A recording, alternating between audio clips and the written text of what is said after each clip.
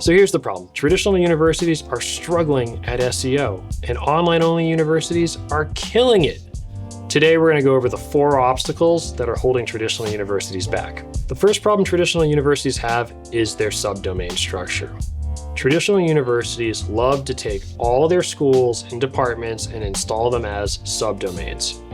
There's great reasons for why to do this. It makes a lot of sense from an IT standpoint, but for SEO, it just hurts. When we look at online-only schools like a University of Phoenix or Western Governors versus a traditional university, we see traditional universities have so many more subdomains than an online-only school does. This is a competitive advantage for the online-only school. So what online-only schools do is they use subdirectories.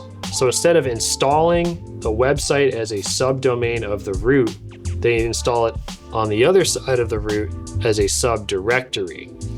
That means the subdirectory can benefit from all the link equity that the main root domain has. In this example, we see business.unl.edu. Business is a subdomain of unl.edu. The next part of the example is how a subdirectory works, where we have unl.edu/academics. Academics is a subdirectory. That means that subdirectory benefits from the link equity and the link authority of the root domain. Everything under unl.edu benefits from all the links unl.edu has. This is the secret leg up that online-only schools are using against traditional schools. The reason this is a secret leg up is that Google views every subdomain as a separate website, which means it has separate domain authority and separate link authority. It stands on its own. It doesn't benefit from the main website. Here's an example of how that looks. We see Western Governors has just the root domain. We see University of Nebraska has a subdomain for every department in school. Again, great reasons for why to do that administratively or from an IT perspective, but from an SEO standpoint, you're really making it challenging. To bring this into focus, let's look at the number of referring domains that each has. We can see Western Governors here has 23,000 referring domains. That means other websites pointing back at it. UNL has 146,000. It's 500% more referring domains. So they should get a ton more traffic, right? Well, they don't. Western Governors gets more organic traffic than UNL. How is that possible? That's possible because of the subdomain structure.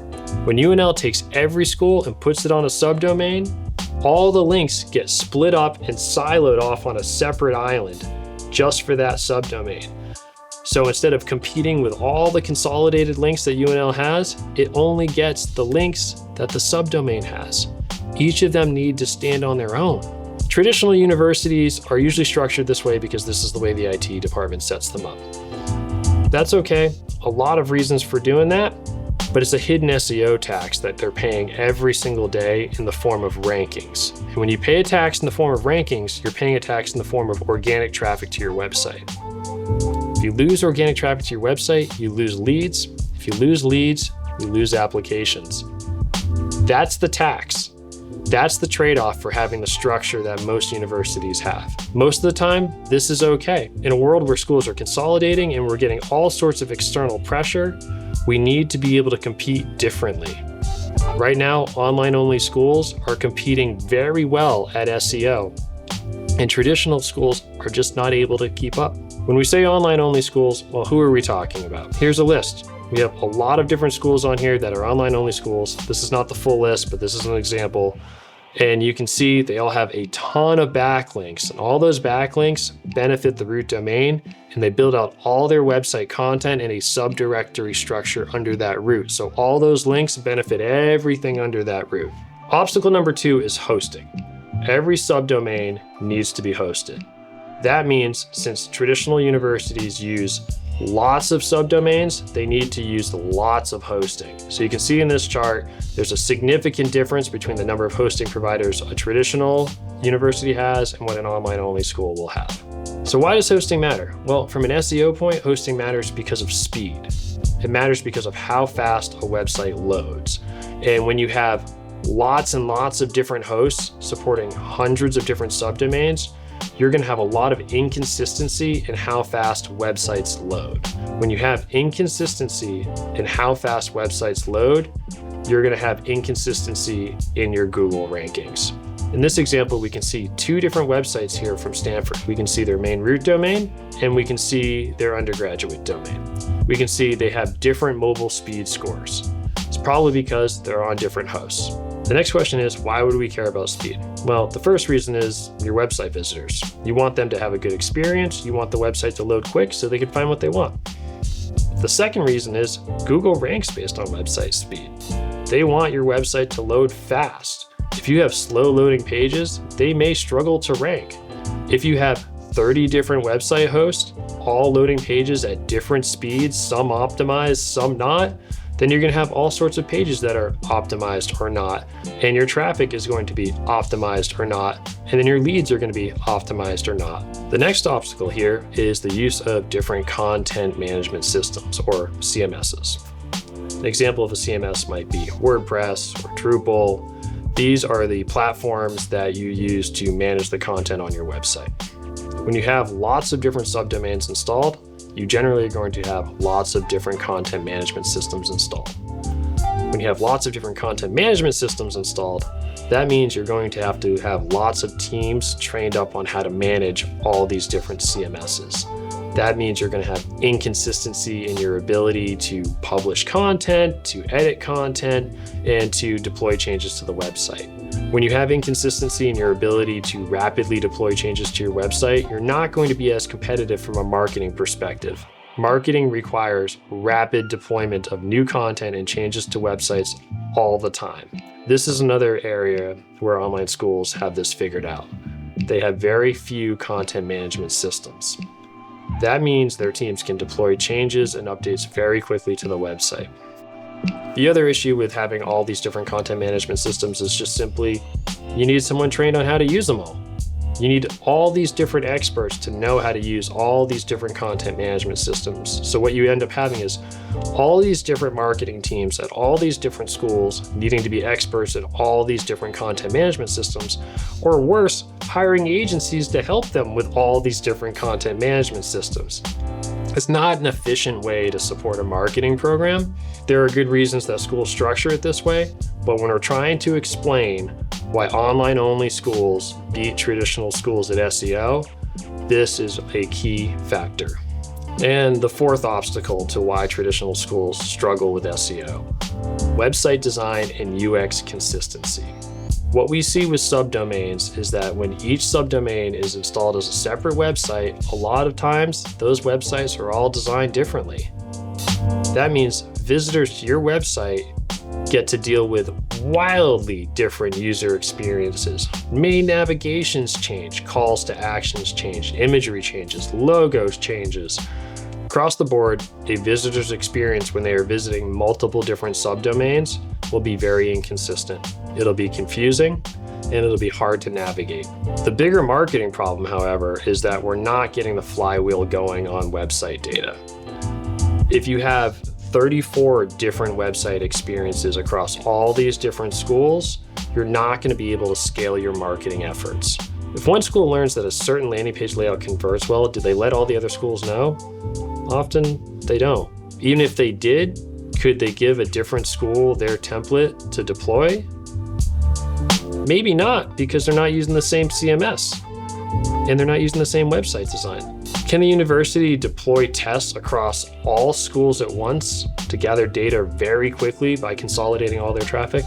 No, because the traffic is split up across 30, 40, 50 different subdomains. So you can't consolidate the traffic. You couldn't test across it even if you wanted to, because they're all different website designs. But then let's say you did that somehow. Could you apply it? No, you can't apply it because all the schools are using different website designs and CMSs. So what you learn here isn't applicable over there. And the question is, can online-only schools do this? Can they consolidate all their traffic, run tests across all of it, and then deploy it across every single program all at once? They can, and they do. That's a huge advantage from a marketing perspective.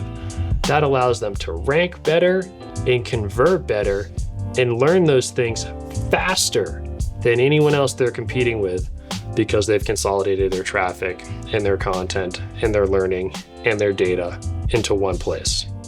So to wrap things up, the biggest concern for traditional schools from an SEO standpoint is they're not harnessing the flywheel effect. And it goes a little something like this. When you have 50 subdomains, you're siloing your link authority across all 50. So instead of having a million links pointed at one domain, you have like 100,000 here, 100,000 here, 100,000 here, 100,000 here, 100,000 here. So you've taken all your link authority and you spread it out across all your different subdomains, which makes all of them weaker and makes the root domain weaker. So when you spread your link authority out across all these different subdomains, you now have a problem. The problem is the subdomains need higher link authority. So what do you need to do? You need to spend marketing budget to build up the authority of all those subdomains because they've been cut off from the authority of the root domain.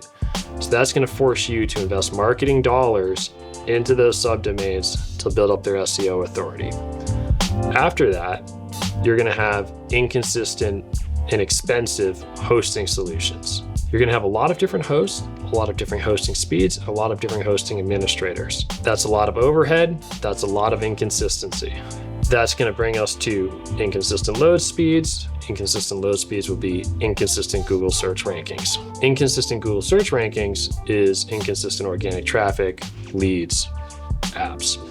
That brings us to, you're going to have inconsistent website design and user experience, which will lead us to inconsistent conversion strategy. That will lead us to siloed collection of data. Inconsistent website design is because we have all these different websites. All these different websites mean we have data siloed over and over and over again. You have 50 different Google Analytics accounts, 60 different Google Analytics accounts. They're not pulled together. There's no learnings from the data at scale. If you have 50 different website designs across 50 different subdomains, you're going to have a whole bunch of different content management systems to be proficient at, learn, and deploy across. That will up your training needs, and that'll just make your marketing deployments slower. So while traditional universities are struggling with all of these different issues, UX issues, hosting issues, subdomain issues, online-only universities are deploying at scale, analyzing data at scale, making changes at scale. They are marketing so much faster, and they're getting data that allows them to be so much more effective. What traditional schools need to figure out is if the SEO game is worth it for them to play in. There's significant traffic there. There's significant opportunity. But the way traditional universities structure their websites does not allow them to compete. This is a current struggle that traditional universities face, that Vital's clients face every day. It's an opportunity if we can figure our way into a better solution. Better solutions need to start with a hard look at subdomains and figuring out if they can be consolidated in order to gear up and go out and compete with these online-only schools. If you're interested in learning more about how your university can take advantage of SEO, sign up for our newsletter, links in the description.